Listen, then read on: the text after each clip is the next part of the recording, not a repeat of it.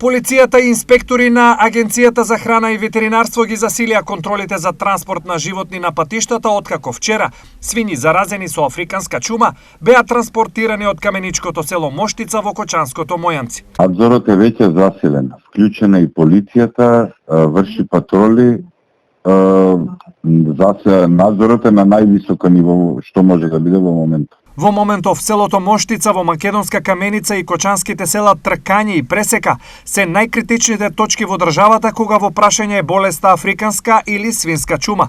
Состојбата лесно може да ескалира доколку сите сточари, особено оние од овие региони, не се придржуваат кон заштитните и превентивните мерки. Да ги следат упатствата на агенцијата, да не вршат транспорт на свињи кај што не е дозволено и доколку пријават било каков симптом, веднаш да известат или инспекција или надлежното ветеринарно друштво, затоа што апелирам, агенцијата исплаќа само за живи животни. Доколку животните угинат и се чека со пријавувањето, нема да им бидат исплатени средства што ги исплаќа државата на сточарите.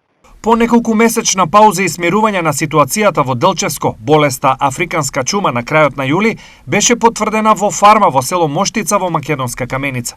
Веднаш е направен заштитен појас од 3 километри и надзорна зона со радиус од 10 километри. Сите живи свињи од овие појаси, но и од други фарми кои евентуално би покажале присуство на чума, државата ги откупува и за нив на фармерите им исплаќа одштета.